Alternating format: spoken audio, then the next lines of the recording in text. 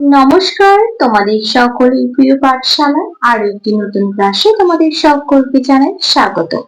আজকে আমি তোমাদের সাথে আলোচনা করব পঞ্চম শ্রেণীর দ্বিতীয় পর্যায়ক্রমের মূল্যায়ন 2025-এ রায় মাধ্যমিক কোশ্চেন ব্যাংকের পরিবেশের সপ্তম স্কুলটি প্রশ্ন উত্তর।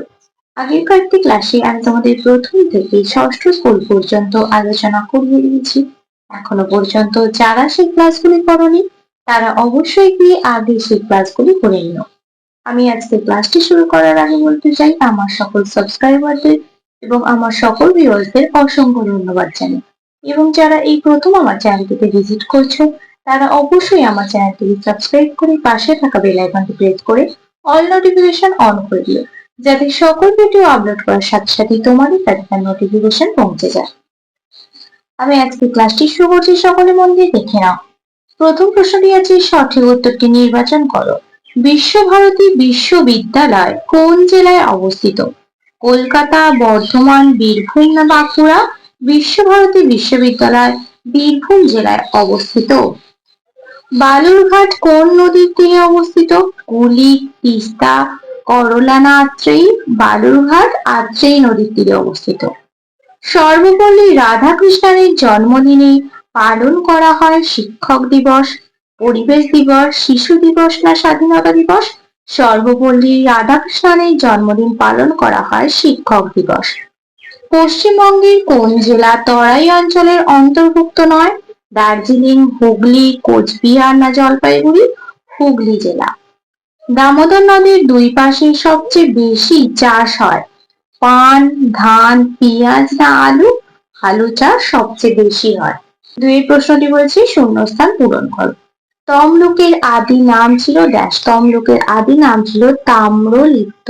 তাম্রলিপ্ত।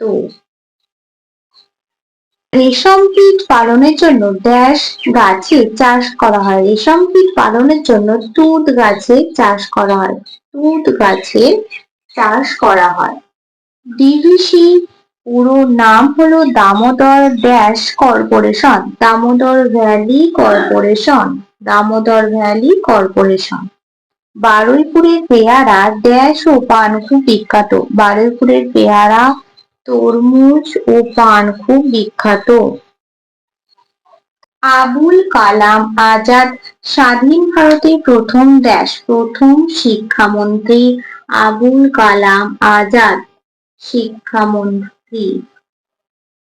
নদিয়া জেলার ড্যাশ রাসমেলার জন্য বিখ্যাত। নদিয়া জেলার শান্তিপুর। আমি এই পাশটা লিখে দিচ্ছি, শান্তিপুর। পশ্চিমবঙ্গের সুন্দরবনের অংশে মোট ড্যাশটি দ্বীপ আছে।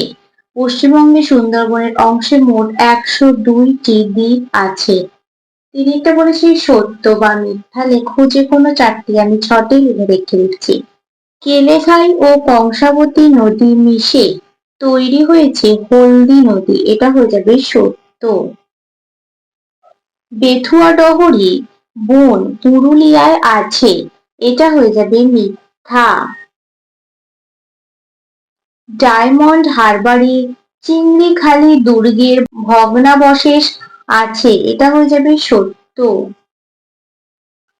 ভগিনী নিবেদিতা নিজের জীবনের পরোয়া না করে প্লেগ রোগীদের সেবা করেছিলেন, এটাও হয়ে যাবে সত্য।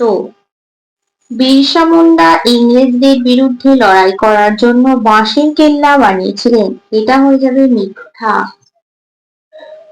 মানুষ কখনোই নিম পাতাকে কীটনাশক হিসেবে ব্যবহার করেননি, এটা হয়ে যাবে মিথ্যা।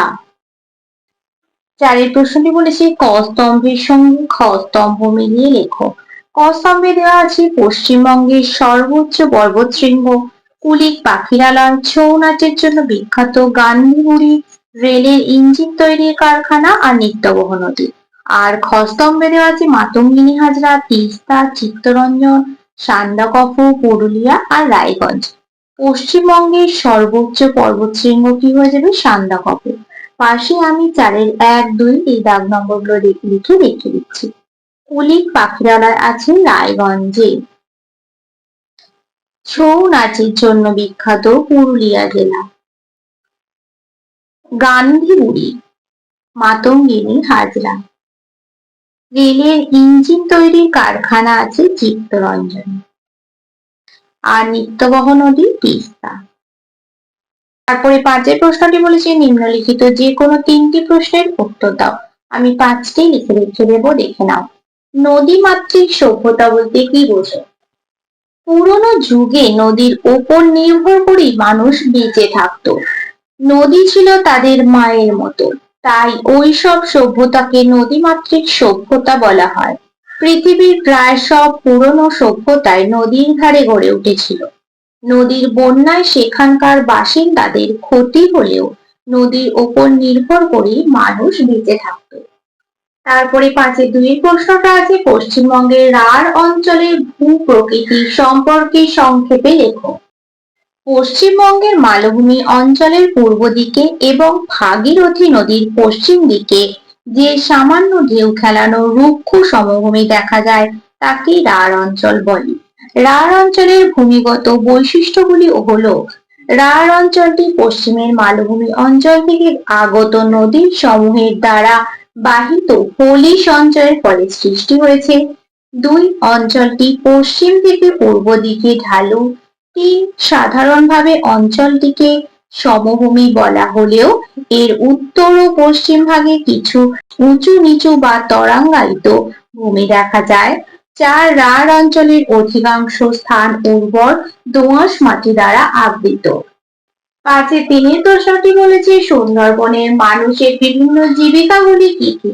দেখো লিখেছি সুন্দরবনের মানুষের বিভিন্ন জীবিকা। বিশ্ব প্রকৃতির অনন্য সৃষ্টি সুন্দরবন। এই সুন্দরবনে মানুষের নানাভাবে জীবিকা অর্জন করে, যেমন মাছ ধরা। সুন্দরবনের নদীতে মাছ ও মিন ধরে এবং বিক্রি করে জীবিকা অর্জন করে। 2, কাঠ মধু সংগ্রহ। বনের কাঠ ও মধু সংগ্রহ করে অনেকে জীবিকা অর্জন করে। 3, মাছ চাষ। খাঁড়ি অংশে মাছ চাষ করে মানুষ জীবিকা অর্জন করে। 4, নৌকা চালানো। অনেকে নদীতে নৌকা চালিয়ে জীবিকা অর্জন করে। 5, কৃষিকাজ। কৃষিকাজ করেও সুন্দরবনের মানুষ জীবিকা অর্জন করেন। 4 প্রশ্নটি বলেছে দুজন বাঙালি মহিলা বিপ্লবীর নাম লেখো। একটা লিখবো মাতঙ্গিনী হাজরা।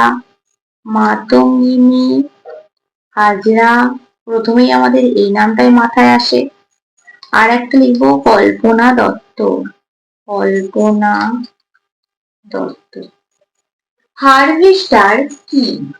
হারভেস্টার যে অত্যাধুনিক যন্ত্রের সাহায্যে ধান কাটা ও ঝাড়া হয় তাকে হারভেস্টার বলে। হারভেস্টারের সাহায্যে ধান কাটা, মাড়াই, ঝাড়াইয়ের মাধ্যমে ধানকে খড় থেকে আলাদা করে এক জায়গায় জড়ো করে রাখা যায়। হারভেস্টারের ব্যবহার মানুষের পরিশ্রম ও সময় দুই কমিয়ে দিয়েছে। তারপরে 6 প্রশ্নটি বলেছে দেখো নিম্নলিখিত প্রশ্নগুলি 3-4টি বাক্যে উত্তর দাও, যে কোনো দুটি। আমি 4টি বলে দিচ্ছি, লিখে নাও। প্রথমে 6-1 প্রশ্নটি বলছে সবুজ বিপ্লব বলতে কি বোঝো? সবুজ বিপ্লব 1960-এর দশকে ভারতীয় কৃষিতে যে ব্যাপক উৎপাদন বৃদ্ধি ও আমূল পরিবর্তন ঘটে তাকে সবুজ বিপ্লব বলে।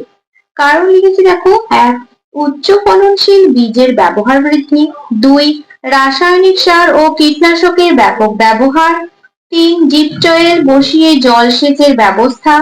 4, কৃষিজ যন্ত্রপাতির ব্যবহার বৃদ্ধি প্রভৃতি কারণে ভারতীয় কৃষিতে উৎপাদন বৃদ্ধি পেতে থাকে। প্রভাব লিখেছি 1, গরমে উৎপাদন সবচেয়ে বেশি বৃদ্ধি পায়। 2, ধান, ডাল, তৈলবীজ প্রভৃতি প্রচুর পরিমাণে উৎপাদিত হয়। 3, খাদ্যের আকাল কেটে যায়, কৃষকদের আয় বৃদ্ধি পায়।